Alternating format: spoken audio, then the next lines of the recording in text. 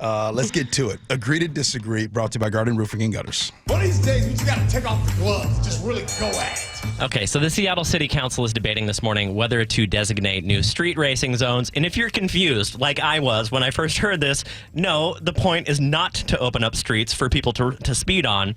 If approved, the council and mayor would be able to install new speed cameras on these streets to catch people who are racing. Back in 2022, apparently the legislature passed a law that would allow for speed cameras in new areas. Right now, prior to that, it was just school zones, red lights.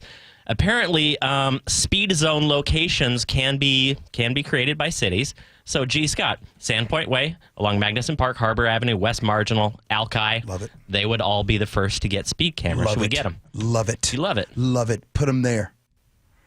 All of my brothers and sisters down there in the Tacoma Puyallup area, I'm talking to you. You guys know about River Road, right? You know River Road, right? When you go River Road and you're going towards the EQC, the Emerald Queen Casino, right? And then you guys know about how it is got that camera enforcement right now where it makes you go down. Matter of fact, it made you go down to 25. They have since I talked about it, they've moved it up to 35. The reason why I bring that up, Angela, because people know the areas in which they can and or cannot speed. I bring up Fircrest down there in Tacoma all the time. You know when you enter into Fircrest, you know it's 25 miles an hour, and you know better than the speed through there. So this, because we got a lot of people that have lost their minds on the road. A lot of y'all want to speed here and speed there. We want to slow you down. So yes, let's get them cameras out there, get some enforcement, because law and order is on the books. What do you got? No to Big Brother.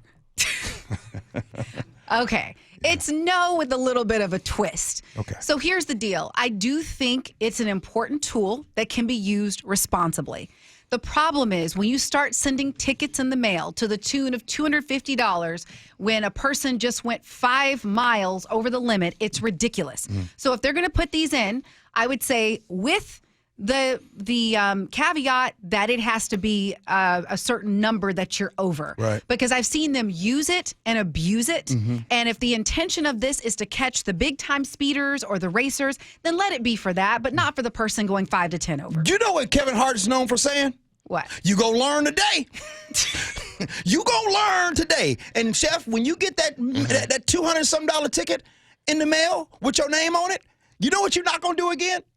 You ain't gonna speed in that area. As a matter of fact, right now, Angela, I guarantee you, right now, you know of some areas that you will not speed in. Go ahead and tell me. Yeah, because they sent me a ticket. But see, here's the ridiculous thing. I didn't even, it was in a school zone, which I think is very important. Yeah. But they have the flashing yellow. And if they're hidden by trees, you don't see it. Yeah. But the point is, if it's a 20, and I realize that every mile per hour, like the rate of injury can go up, absolutely. But I just think it's been abused and overused, and there needs to be a threshold before you send a $250, or maybe you have a tiered system for how much you're charged based on 1,000% with you. Brother Chef.